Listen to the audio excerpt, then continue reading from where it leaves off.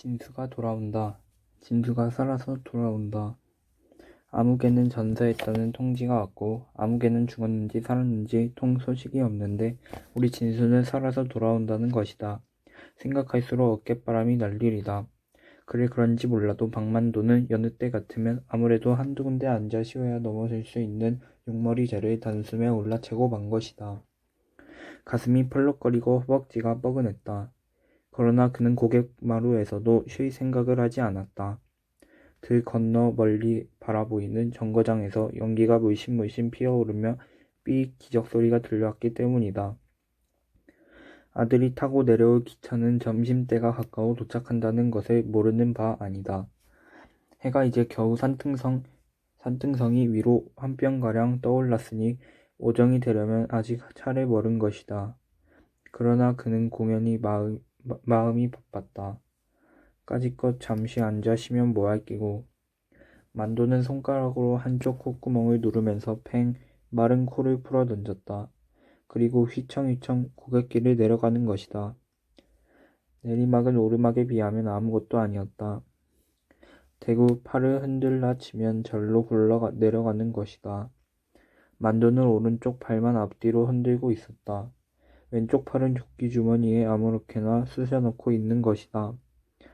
3대 독자가 죽다니 말이 되나. 살아서 돌아와야 일이 옳고 말고. 그런데 병원에서 나온다 하니 어디를 좀 다치기는 다친 모양이지만 설마 나같이 이렇게 되진 않았겠지. 만두는 왼쪽 조끼 주머니에 꽂힌 소매자락을 내려다보았다. 그 소매자락 속에는 아무것도 든 것이 없었다. 그저 소매자락만이 어깨 밑으로 덜렁 쳐져 있는 것이다. 그래서 노상 그쪽은 조끼 주머니 속에 꽂혀 있는 것이다. 볼기짝이나 장단지 같은 데를 총알이 약간 스쳐갔을 따름이겠지. 너처럼 팔뚝 하나가 몽땅 날아갈 지경이었다면 그 엄살스러운 놈이 견뎌냈을 턱이 없고 말고. 슬며시 격정이 되기도 하는 듯 그는 속으로 이런 소리를 주워 섬겼다. 내리막길은 빨랐다. 벌써 고갯마루가 저만큼 높이 쳐다보이는 것이다. 산 모퉁이로 돌아서면 이제 들판이다. 내리막길을 쏘아 내려온 기운 그대로 만도는 들길을 쟁걸음으로 쳐나가다 개천뚝에 이르러서야 걸음을 멈추었다. 외나무 다리가 놓여있는 조그마한 시냇물이었다. 한여름 장마철에 들어 설라치면 배꼽이 붙이는 수도 있었지만은 요즘하겐 무릎이 잠길 듯 말 듯 한 물인 것이다. 가을이 깊어지면서 물은 밑바닥이 환히 들었다 보일 만큼 맑아졌다. 소리도 없이 미끄러져 내려가는 물을 가만히 내려다보고 있으면 절로 이촉이 시려온다. 만도는 롤기슭에 내려가서 쭈그리고 앉아 한 손으로 고이춤을 풀어 헤쳤다. 오줌을 찌익 갈기는 것이다. 거울면처럼 맑은 물 위에 오줌이 가서 부글부글 끓어오르며 뿌연 거품을 이루니 여기저기서 물고기 떼가 모여든다. 제법 엄지손가락만한 피리도 여러 마리다. 한 바가지 잡아서 회쳐놓고 한 잔 쭉 들이키면 군침이 목구멍에서 꿀꺽했다. 고깃대를 향해서 마른 코를 팽팽 풀어 던지고 그는 외나무 다리를 조심히 디뎠다. 길이가 얼마 되지 않는 다리였으나 아래로 몸을 내려다보면 제법 아찔했다. 그는 이 외나무 다리를 퍽 조심한다. 언젠가 한번 읍에서 술이 꾀되어 가지고 흥청거리며 돌아오다가 물에 굴러떨어진 일이 있었던 것이다. 지나치는 사람이 없었기에 망정이지 누가 보았더라면 큰 웃음거리가 될 뻔했었다. 발목 하나를 약간 접쳤을 뿐 크게 다친 데는 없었다. 이른 가을철이었기 때문에 옷을 벗어 2개 널어놓고 말릴 수는 있었으나 여간 창피스러운 것이 아니었다. 옷이 말짱 젖었다거나 옷이 마를 때까지 발가벗고 기다려야 한다거나 해서가 아니었다. 팔뚝 하나가 몽땅 잘라져 나간 흉측한 몸뚱이를 하늘 앞에 드러내고 있어야 했기 때문이다. 지나치는 사람이 있을라 치면 하는 수 없이 물속으로 뛰어들어가서 얼굴만 내놓고 앉아 있었다. 물이 선뜩해서 아래턱이 덜덜거렸으나 오그라붙는 사타구리를 한 손으로 꽉 움켜쥐고 버티는 수밖에 없었다. 그때 일을 생각하면 지금도 곧 웃음이 터져나오는 것이다. 하늘로 쳐들린 콧구멍이 연방 벌름벌름거렸다. 개천을 건너서 논두렁길을 한참 부지런히 걸어가 노라면 읍으로 들어가는 한 길이 나선다. 도로변에 먼지를 부옇게 덮어쓰고 도사리고 앉아있는 초갓집은 주막이다.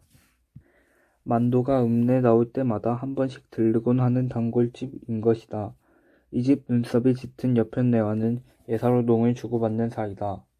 술방 문턱을 들어서며 만도가 서방님 들어가신다 하면 여편네는 아이 문둥아 어서 오느라 하는 것이 인사처럼 되어 있었다. 만도는 여간 언짢은 일이 있어도 이 여편네의 궁둥이 곁에 가서 앉으면 속이 절로 쑥 내려가는 것이었다.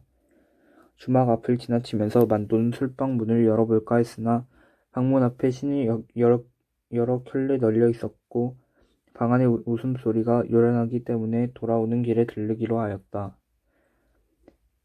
신장로에 나서면 금시 읍이었다. 만두는 읍 들머리에서 잠시 망설이다가 정거장 쪽과는 반대되는 방향으로 걸음을 옮겼다. 장거리를 찾아가는 것이었다. 진수가 돌아오는데 고등어나 한 손 사가지고 가야 될 거 아닌가 싶어서였다. 장날은 아니었으나 고깃잔에는 없는 고기가 없었다. 이것을 살까 하면 저것이 좋아 보이고 그것을 사러 가면 또 그 옆에 것이 먹음직해 보였다. 한참 이리저리 서성거리다가 결국은 고등어 한 손이었다. 그것을 달랑달랑 들고 정거장을 향해 가는데 겨드랑이 밑이 간질간질해왔다. 그러나 한쪽밖에 없는 손에 고등어를 들었으니 참 딱했다. 어깨 쭉지를 연방 위아래로 움직이는 수밖에 없었다. 정거장 대합실에 들어선 만도는 먼저 벽에 걸린 시계부터 바라보았다. 2시 20분이었다. 벌써 2시 20분이니 내가 잘못 보았나? 아무리 두 눈을 씻고 보아도 시계는 틀림없이 2시 20분이었다. 한쪽 걸상에 가서 궁둥이를 붙이면서도 곧장 미심쩍어 했다. 2시 20분이라니 벌써 점심때가 겨웠단 말인가? 말도 아닌 것이다. 자세히 보니 시계는 유리가 깨졌었고 먼지가 꺼멓게 앉아 있었다. 그러면 그렇지 엉터리였다. 벌써 그렇게 되었을 리가 없는 것이다. 여보시오. 지금 몇 신교? 맞은편에 앉은 양복쟁이한테 물어보았다. 10시 40분이요. 예, 그런교. 만도는 고개를 굽시라고는 두 눈을 연방 껌뻑거렸다. 10시 40분이라. 보자, 그럼 아직도 1시간이나 넘어 남았구나. 그는 안심이 되는 듯 숨을 내쉬었다. 권련을 한 개 빼물고 볼을 댕겼다.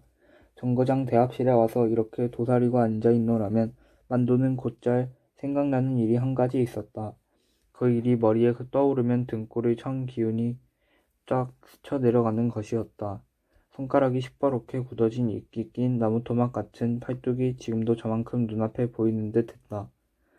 바로 이 정거장 마당에 100명 남짓한 사람들이 모여 웅성거리고 있었다. 그 중에는 만도도 섞여 있었다. 기차를 기다리고 있는 것이었으나 그들은 모두 자기네들이 어디로 가는 것인지 알지 못했다. 그저 차를 타려면 탈 사람들이었다. 징용에 끌려가는 사람들이었다. 그러니까 지금으로부터 12~13년 옛날의 이야기인 것이다. 북해도 탄광으로 갈 것이라는 사람도 있었고 틀림없이 남양 군도로 간다는 사람도 있었다. 더러는 만주로 가면 좋겠다고 하기도 했다. 만도는 북해도가 아니면 남양 군도일 것이고 거기도 아니면 만주겠지. 설마 저희들이 하늘 밖으로야 끌고 가겠느냐고 아무렇지도 않은 듯이 그 들창고로 담배 연기를 훅훅 내뿜고 있었다. 그러나 마음이 좀 덜 좋은 것은 마누라가 저쪽 변소 모퉁이 벚나무 밑에 우두커니 서서 한눈도 안 팔고 이쪽만을 바라보고 있는 것이었기 때문이었다. 그래서 그는 주머니 속에 성냥을 두고도 옆 사람에게 불을 빌리자고 하며 슬며시 돌아서 버리곤 했다. 플랫폼으로 나가면서 그 뒤를 돌아보니 마누라는 울밖에 서서 수건으로 코를 눌러대고 있는 것이었다. 만도는 코어리가 찡했다. 기차가 꽥꽥 소리를 지르면서 덜커덩 하고 움직이기 시작했을 때는 정말 덜 좋았다. 눈앞이 뿌옇게 흐려지는 것을 어찌하지 못했다. 그러나 정거장이 까맣게 멀어져 가고 차창 밖으로 새로운 풍경이 휙 날아들자 그제야 아무렇지도 않아지는 것이었다. 오히려 기분이 유쾌해지는 것 같기도 했다. 바다를 본 것도 처음이었고 그처럼 큰 배에 몸을 실어 본 것은 더구나 처음이었다. 배 밑창에 엎드려서 꽥꽥 개어드는 사람들이 많았으나 만도는 그저 골이 좀 띵했을 뿐 아무렇지도 않았다. 더러는 하루에 두 개씩 주는 뭉치밥을 남기기도 했으나 그는 한꺼번에 하루 것을 뚝딱 해도 시원찮았다. 모두들 내릴 준비를 하라는 명령이 떨어진 것은 사흘째 되는 날 황혼 때였다. 제가끔 보찜을 챙기기 위해 바빴다. 만도도 호박덩이만한 보따리를 옆구리에 덜렁 찼다. 갑판 위에 올라가 보니 하늘은 활활 타오르고 있고 바닷물은 불에 녹은 새처럼 벌겋게 출렁거리고 있었다. 지금 막 태양이 물 위로 뚝딱 떨어져 가는 것이었다. 햇덩어리가 어쩌면 그렇게 크고 붉은지 정말 처음이었다. 그리고 바다 위에 주황빛으로 번쩍거리는 커다란 산이 둥둥 떠 있는 것이었다. 무시무시하도록 황홀한 광경에 모두들이 딱 벌어진 입을 다물 줄 몰랐다. 만도는 어깨마루를 버쩍 들어 올리면서 희야 고함을 질러댔다. 그러나 섬에서 그들을 기다리고 있는 것은 숨막히는 더위와 강제노동 그리고 잠자리 만식이나 한 모기떼 그런 것뿐이었다. 섬에다가 비행장을 닦는 것이었다. 모기에게 물려 혹이 든 자리를 벅벅 긁으며 비오듯 쏟아지는 땀을 무릅쓰고 아침부터 해가 떨어질 때까지 산을 허물고 흙을 나르고 하기란 고향에서 농사일에 뼈가 굳어진 몸에도 이만저만한 고역이 아니었다. 물도 입에 맞지 않았고 음식도 이내 변하곤 해서 도저히 견뎌낼 것 같지가 않았다. 게다가 병까지 돌았다. 일을 하다가도 벌떡 자빠지기가 예사였다. 그러나 만도는 아침 저녁으로 약간씩 살살을 했을 뿐 넘어지지는 않았다. 물도 차츰 입에 맞아갔고 고된 일도 날이 감에 따라 몸에 배어드는 것이었다. 밤에 날개를 치며 몰려드는 모기떼만 아니면 그냥저냥 배겨내겠는데 정말 그놈의 모기들만은 질색이었다. 사람의 일이란 무서운 것이었다. 그처럼 험난하던 산과 산틈 바구니에 비행장을 닦아내고야 말았던 것이다. 허나 일은 그것으로 끝나는 것이 아니고 오히려 더 벅찬 일이 닥치는 것이었다. 연합군의 비행기가 날아들면서부터 이른 밤중까지 계속되었다. 사거리에 굴을 파 들어가는 것이었다. 비행기를 집어넣을 굴이었다. 그리고 모든 시설을 다 굴 속으로 옮겨야 하는 것이었다. 여기저기 다이너마이트 튀는 소리가 산을 흔들어댔다. 앵앵앵 하고 공습경보가 일어나면 일을 하던 손을 놓고 모두가 굴바닥에 납작납작 엎드려 있어야 했다. 비행기가 돌아갈 때까지 그러고 있는 것이었다. 어떤 때는 근 한 시간이나 가까이 엎드려 있어야 하는 때도 있었는데 차라리 그것이 얼마나 편한지 몰랐다. 그래서 더러는 공습이 있기를 은근히 기다리기도 했다. 때로는 공습간부의 사이렌을 듣지 못하고 그냥 일을 계속하는 수도 있었다. 그럴 때면 모두 큰 손해를 보았다고 야단들이었다. 어떻게 된 셈인지 사이렌이 미처 불기 전에 비행기가 산등성이를 넘어 달려드는 수도 있었다. 그럴 때는 정말 즐겁을 하는 것이었다. 가장 많은 손해를 입는 것도 그런 경우였다. 만도가 한쪽 팔뚝을 잃어버린 것도 바로 그런 때의 일이었다. 여느 때와 다름없이 골 속에서 바위를 허물어내고 있었다. 바위 틈서리에 구멍을 뚫어서 다이너마이트를 장치하는 것이었다. 장치가 다 되면서 모두 바깥으로 나가고 한 사람만 남아서 불을 당기는 것이었다. 그리고 그것이 터지기 전에 얼른 밖으로 뛰어나와야 됐었다. 만도가 불을 당기는 차례였다. 모두 바깥으로 나가버린 다음 그는 성냥을 꺼냈다. 그런데 웬 영문인지 기분이 깨름칙했다. 모기에게 물린 자리가 자꾸 쑥쑥 쑤시는 것이었다. 긁적긁적 긁어댔으나 도무지 시원한 맛이 없었다. 그는 이맛살을 찌푸리면서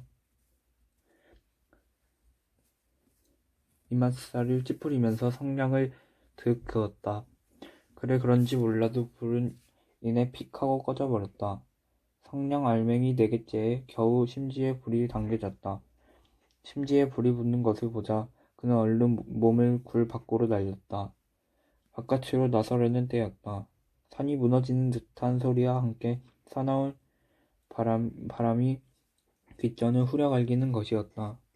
만도는 정신이 아찔했다. 공습이었던 것이었다. 산등성이를 넘어 달려든 비행기가 머리 위로 아슬아슬하게 지나가는 것이었다.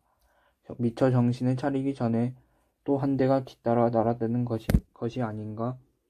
만도는 그만 넋을 잃고 굴 안으로 도로 달려들어갔다. 달려들어가서 굴 바닥에 아무렇게나 팍 엎드려져 버리고 말았다. 그 순간이었다. 황 굴 안에 미어지는 듯 하면서 다이너마이트가 터졌다. 만도의 두 눈에서 불이 번쩍했다. 만도가 어렴풋이 눈을 떠보니 바로 거기 눈앞에 누구의 것인지 모를 팔뚝 하나가 아무렇게나 던져져 있었다. 손가락이 시퍼렇게 굳어져 마치 이끼에 낀 나무토막처럼 보이는 것이었다. 만도는 그것이 자기의 어깨에 붙어 있던 것인 줄 알자 그만 으악 하고 정신을 잃어버렸다.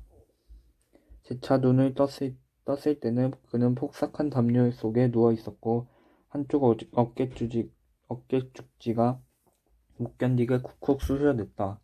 절단 수술은 이미 끝난 뒤였다. 꽤 기적소리였다. 멀리 산모퉁이를 돌아오는가 보다. 만도는 앉았던 자리를 털고 벌떡 일어서며 옆에 놓아두었던 고등어를 집어들었다. 기적소리가 가까워질수록 그의 가슴은 울렁거렸다. 대합실 밖으로 뛰어나가 플랫폼이 잘 보이는 울타리 쪽으로 가서 발돋움을 하였다. 째랑째랑하고 종이 울리자 잠시 후 차는 소리를 지르면서 달려들었다. 기관차의 옆구리에서는 김이 픽픽 풍겨나왔다. 만도의 얼굴은 바짝 긴장되었다. 시커먼 열차 속에서 꾸역꾸역 사람들이 밀려나왔다. 꽤 많은 손님이 쏟아져 내리는 것이었다. 만도의 두 눈은 곧장 이리저리 굴렀다. 그러나 아들의 모습은 쉽사리 눈에 띄지 않았다. 저쪽 출철구로 밀려가는 사람들의 물결 속에 두 개의 지팡이를 의지하고 절룩거리며 걸어나가는 상위 군인이 있었으나 만도는 그 사람에게 주의를 기울이지는 않았다. 기차에서 내릴 사람은 모두 내렸는가 보다. 이제 미처 차에 오르지 못한 사람들이 플랫폼을 이리저리 서성거리고 있을 뿐인 것이다. 그놈이 거짓으로 편지를 띄었을 리는 없을 건데. 만도는 자꾸 가슴이 떨렸다. 이상한 일이다. 하고 있을 때였다. 분명 뒤에서 아버지 부르는 소리가 들렸다. 만도는 깜짝 놀라며 얼른 뒤를 돌아보았다. 그 순간 만도의 두 눈은 무섭도록 크게 떠지고 입은 딱 벌어졌다. 틀림없는 아들이었으나 옛날과 같은 진수는 아니었다. 양쪽 겨드랑이에 지팡이를 끼고 서 있는데 스쳐가는 바람결에 한쪽 바지가랑이가 펄럭거리는 것이 아닌가. 만도는 눈앞이 노래지는 것을 어쩌지 못했다.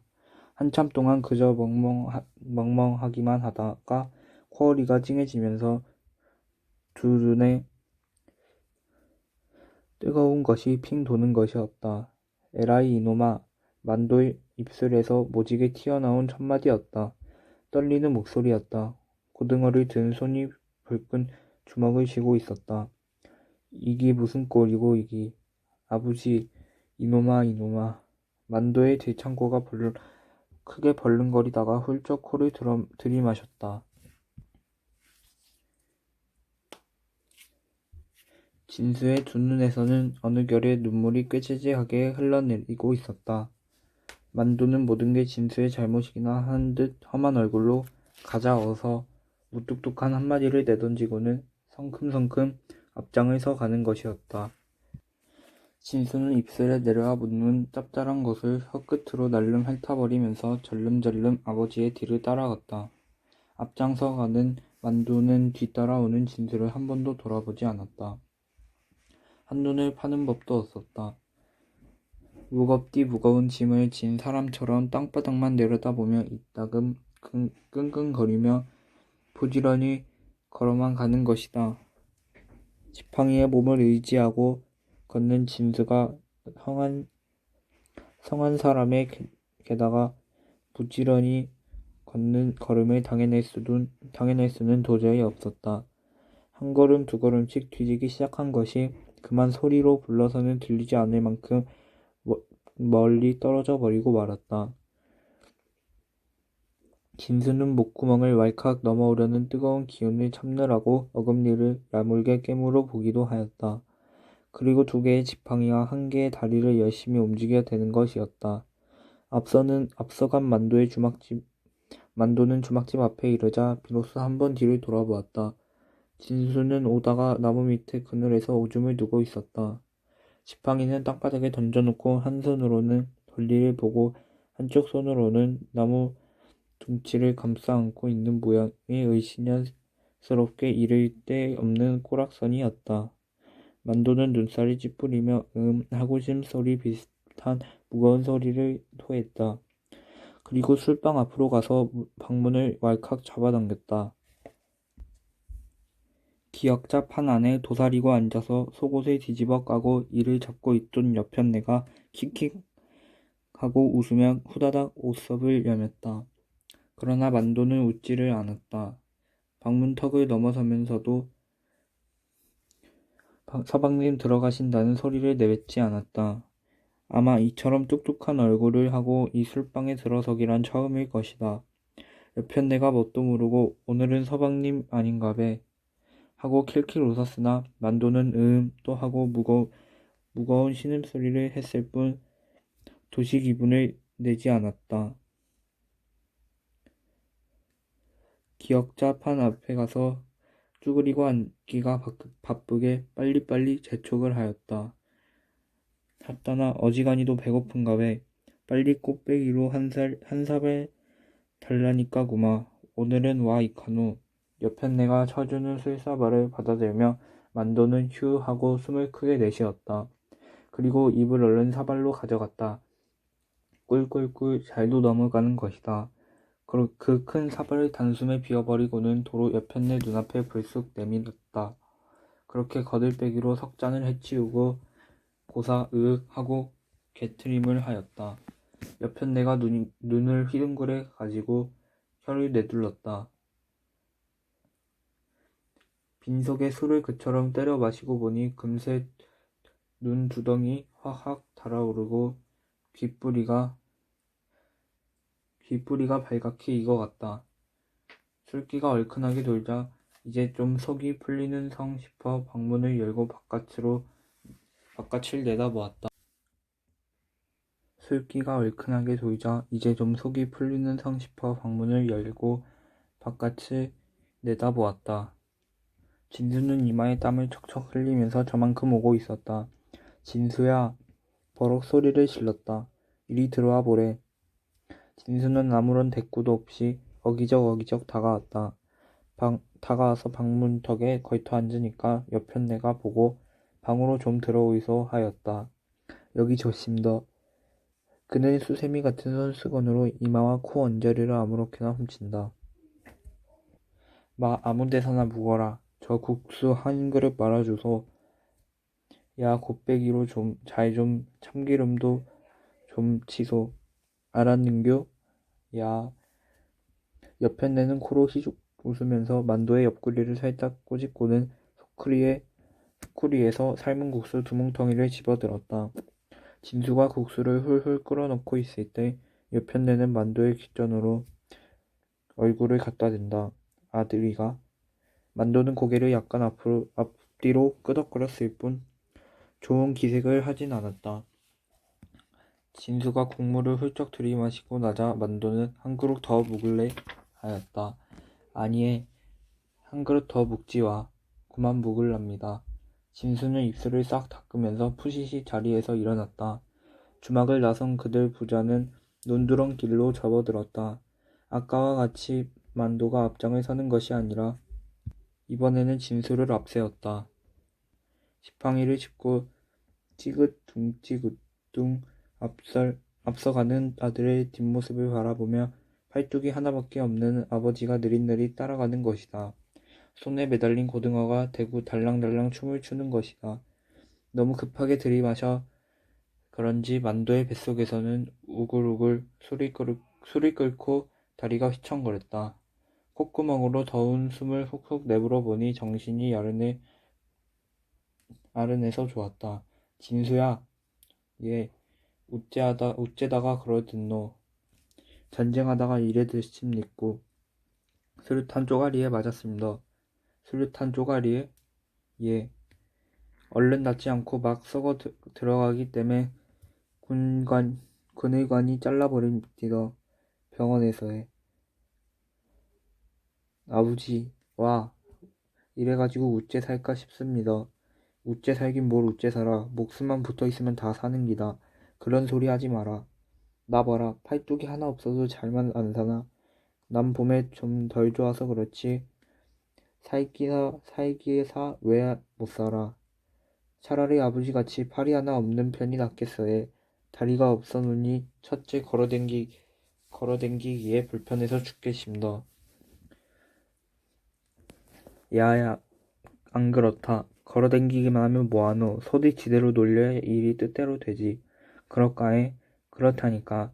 그러니까 집에 앉아서 할 일은 네가 하고 나댄 김에 할 일은 내가 하고 그러면 안 되겠나? 그제? 예. 진수는 가벼운 한숨을 내쉬며 아버지를 돌아보았다. 만도는 돌아보는 아들의 얼굴을 향해 지그시 웃어주었다. 술을 마시고 나면 이내 오줌이 마려워지는 것이다.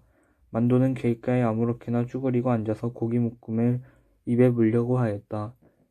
그것을 본 진수는 아버지 그 고등어 이리 주이소 하였다. 팔이 하나밖에 없는 몸으로 물건을 손에 든 채 소변을 볼 수 없는 것이다. 아버지가 볼일을 마칠 때까지 진수는 저만큼 떨어져서 지팡이를 한쪽 손에 모아쥐고 다른 손으로 고등어를 들고 있었다. 볼일을 다 본 만도는 얼른 가서 아들의 손에서 고등어를 다시 받아든다. 개천둑에 이르렀다. 외나무 다리가 놓여있는 시냇물이었다.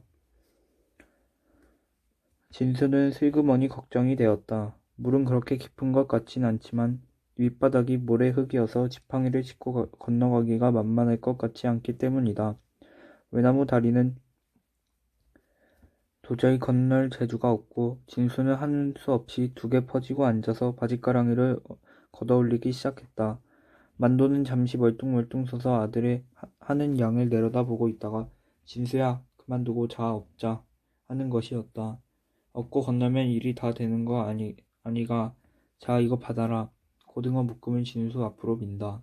진수는 퍽 난처해 하면서 못 이기는 듯 그것을 받아들였다. 만도는 등어리를 아들 앞에 갖다 대고 하나밖에 없는 팔을 뒤로 버쩍 내밀며 자 어서 했다.